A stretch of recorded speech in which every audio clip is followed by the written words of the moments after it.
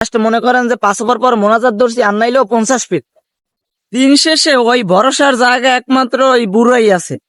মানে যে বুড়ারাই বিশ্বকাপ এককালে বাদ দিলেন গতবার, মানে বুড়াই খেলতে পারে না, একমাত্র ভরসা নেই বুড়াই। ভাই বিশ্বাস করেন হারা রাত ঘুমাই নেই। মনে করেন যে খালি সকালে উঠতে খেলা দেখবো, কতক্ষণে 6:30 বাজে, কতক্ষণে 6:30 বাজে।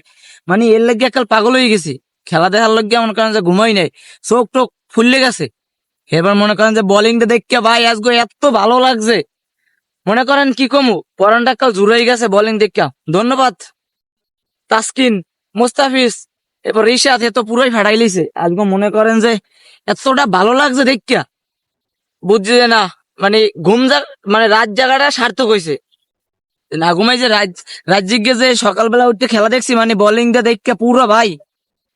কিন্তু একটা প্রশ্ন মাথায় রইয়েই গেছে যে ব্যাটিং এ কি হরবে। মনে করেন যে আল্লাহ আল্লাহ হরতে হরতে এই দেখছেন এই অনেককাল বই সেলুনে আনলাম, সেলুনে ভাই চুল কাটিয়ে খেলা দিয়ে মনে করেন যে স্টক একটুর লগে কই নাই ভাই, একটুর লগে স্টকটা করি নাই।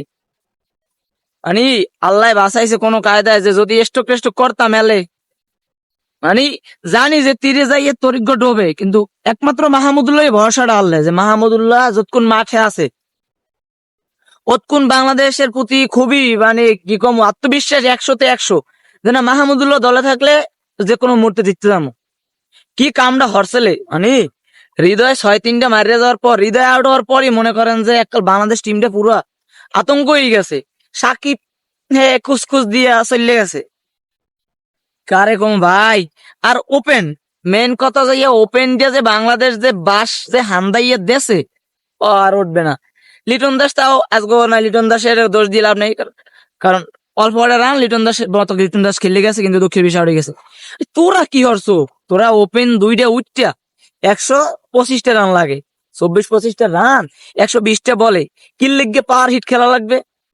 হম কি ম্যাচটারে হাট বানাইয়া এরপরে এই যে বাংলাদেশের মানুষগুলোরে এই যে ভাই গাইডে গামছার দিয়েছে, খালি আল্লাহ আল্লাহ ধরছি মোনাজাত দে কয় ফিট ধরছি মোনাজাত, আর নামাজ পড়ার পর তো মোনাজাত 1 ফিট ধরি, কিন্তু এই লাস্ট মনে করেন যে 5 ওভার পর মোনাজাত ধরছি আর নাইলেও 50 ফিট।